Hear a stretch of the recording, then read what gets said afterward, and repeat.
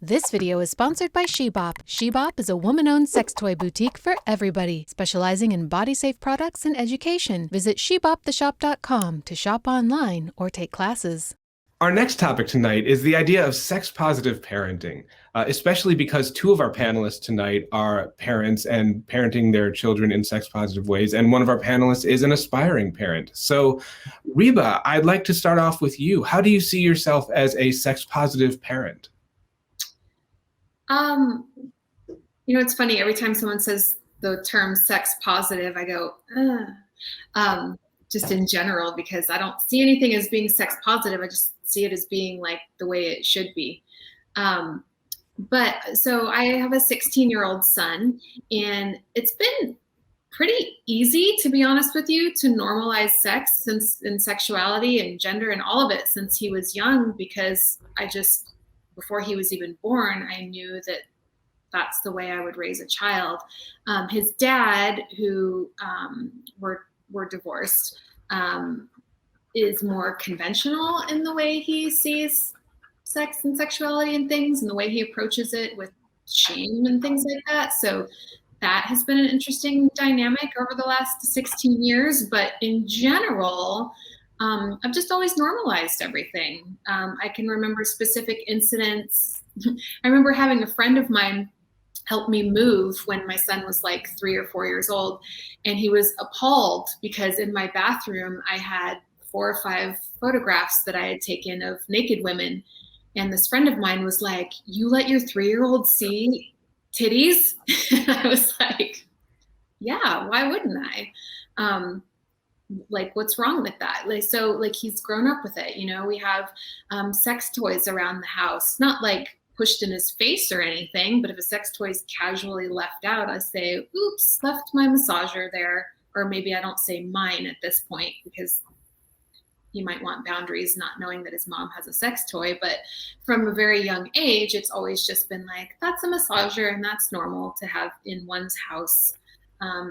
Or talking, I don't know, just being open and honest around it. And so, I took showers with him for a very long time. And I know that gets kind of controversial as well, but especially when he was really young, I wanted him to know what other bodies looked like, and that there wasn't any shame in that. And I just listened to his cues. And so when he got to an age where he started showing signs or saying to me like, "Mommy, I would like some privacy," because I taught him that word and I taught him consent. And when he started using those words, then I just learned from his cues and sort of went like that. And then just made sure to have an open line of communication, and we still do. And not that he always wants to participate in that communication, but he at least knows that it's available. You said a very important word there, boundaries. And I think that's largely key, along with, age appropriateness. I think a lot of people hear the idea of sex positivity, especially around parenting, and assume that just means that all bets are off and you're telling your kids all about sex from the get-go. And that's not what it's about. AJ, I see you shaking your head. You agree with that idea of sex positive parenting in your own experience? Yeah, I mean, for me, it's sex positive parenting is a few different things. It's both being comfortable with myself as a sexual being and knowing that my child may be a sexual being as well, and that that's fine. It's also having consent as a pillar to pretty much everything that we teach, and also being gender inclusive.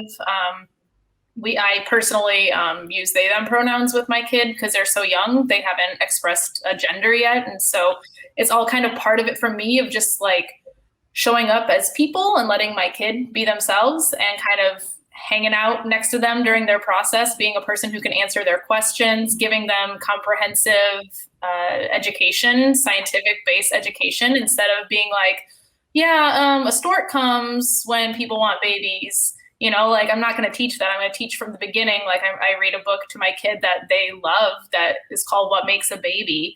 And it's about how some bodies have sperm and some bodies have eggs, and they do a dance and meet together. And so it's like age appropriate, but it's not lying to them from the beginning. It's just being honest about everything. And like Reba said about kind of normalizing bodies and other bodies and nudity. Like nudity isn't inherently sexual.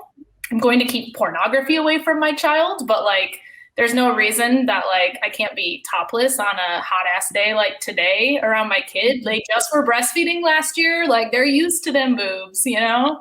As soon as we start covering up and making it weird, I think that's when like the sex negativity comes in, and that's when shame starts coming in and all of that. And I really think that shame just peels out to so many other parts of culture and identity that's my main thing that I'm trying to not instill in my child, is a bunch of shame around who they are or what, you know, their body does.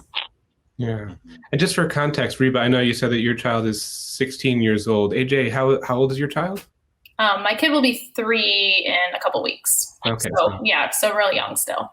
Okay, just for context. Yeah. I feel like we should also link that book if we can find it in the description.